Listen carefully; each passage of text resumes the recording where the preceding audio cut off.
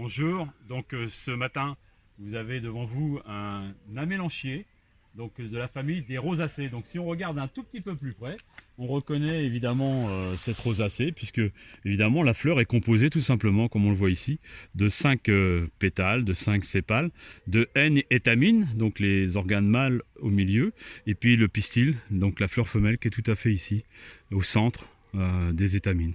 Donc voilà, c'est la famille des rosacées comme le rosier.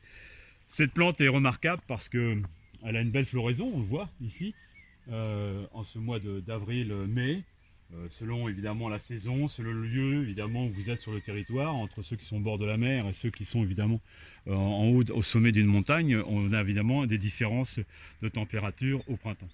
Et puis vous avez ensuite une fructification qui est intéressante, une jolie baie noire qui est comestible, voilà, sur la mélanchier.